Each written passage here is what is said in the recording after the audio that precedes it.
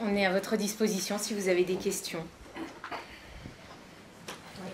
Alors, est-ce que c'est pas plus au niveau de la forme que le BP agit plutôt que dans le fond? Sur le principe, je me fais l'avocat du diable, hein, mais est-ce que c'est pas au niveau du fait qu'il n'y ait pas eu de création d'œuvre dans la revue de presse, c'est-à-dire il n'y a pas eu une écriture, mais vraiment la transposition de l'article, et avec le bandeau de Digenscope au-dessus?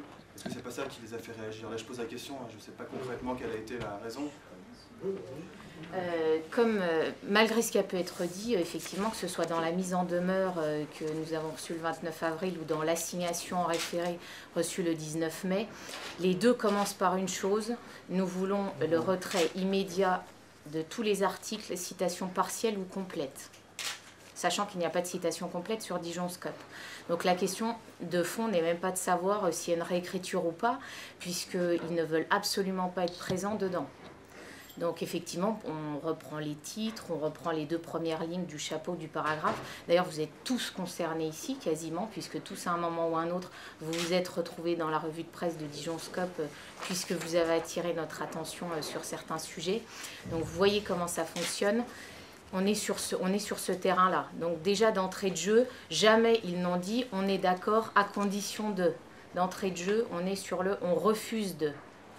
D'ailleurs, une de leurs demandes dans l'assignation en référé, c'est de voir paraître sur Digenscope un encadré, vous savez, un peu comme dans les magazines People, qui mettrait bien en évidence sur Digenscope une éventuelle condamnation.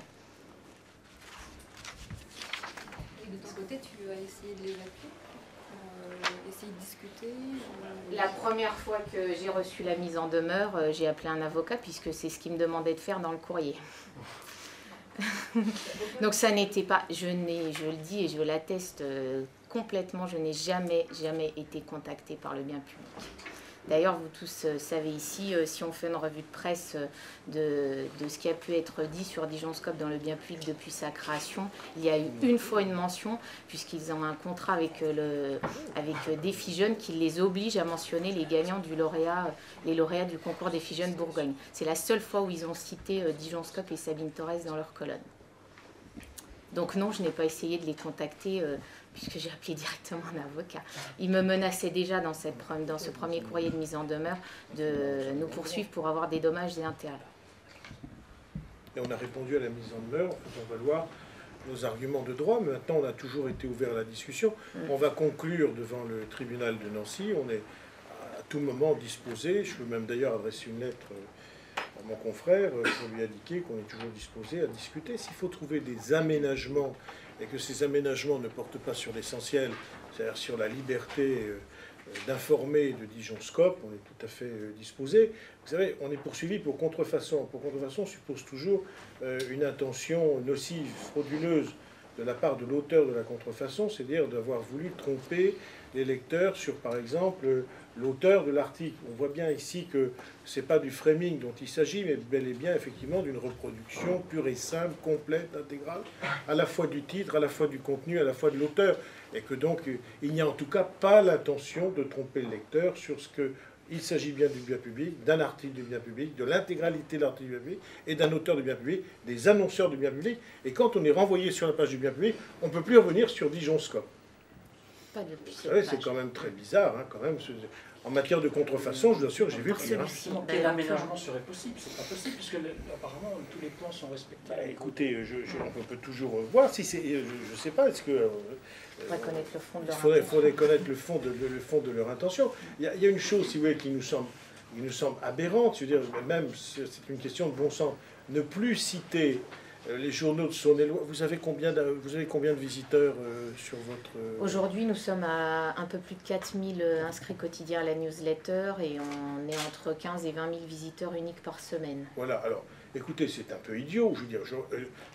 Vous imaginez que si nous respections l'injonction qui nous est faite de ne plus citer le bien public et de ne plus citer les journaux de Saône-et-Loire, ça veut dire que 20 000 personnes vont dire, ben non, alors je ne sais pas qu'est-ce qu'on devrait dire. On devrait, eh bien, nous ne citons plus parce qu'il nous a été interdit de les citer. Je suis même convaincu que des lecteurs des journaux seraient quand même extrêmement étonnés qu'on ne puisse plus les citer. Puis je veux dire, ça fait partie de la notoriété de ces journaux d'être cités. Ben, c'est évident qu'ils disposent de moyens humains, professionnels, en termes d'investigation qui justifie que lorsqu'il y a une information importante ou une rédaction significative dans ces journaux, on lui donne la notoriété la plus importante, ce que nous faisons. Car la presse, l'information, y compris produite par les autres, c'est de l'information. Ne pas en faire, nous interdire de la mentionner, c'est nous interdire de faire notre travail. C'est sur ce point purement et simplement une mutilation de mission dont il s'agirait. C'est inenvisageable. Vous voyez, c'est une espèce de censure. Il vous est interdit de parler de nous. C'est quand même stupéfiant. Même cela, c'est une information, vous voyez. Même cela, un journaliste devrait le traiter. Car c'est déjà une information que des gens dont le métier est l'information disent « il vous est interdit de parler de nous ». C'est étrange quand on réfléchit bien. Je me demande si, par moment, on hésite entre Kafka et Alfred Jarry. C'est bizarre. Est-ce que le fond, ça ne peut pas être un problème économique? Parce que quand on clique sur le lien à un moment ou à un autre, quand on fait une recherche sur Google, par exemple, vous apparaissez avant le bien public, Alors souvent. ça, effectivement, Et ça comptabilise le nombre de parmi, clics après, en plus de l'accusation de contrefaçon, effectivement, ils nous reprocheraient de participer, enfin du moins de leur faire de la concurrence déloyale. Donc il faut savoir déjà une chose qui est très claire, c'est que cette revue de presse que je fais 3 à 4 fois par semaine, que je la fasse ou que je ne la fasse pas, ça représente moins de 2% de nos lecteurs le jour où elle est publiée.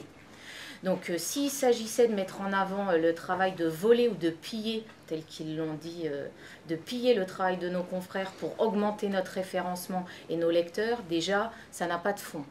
Puisqu'effectivement, le reste de notre information est 100% original. Nous ne travaillons même pas avec des agences de presse.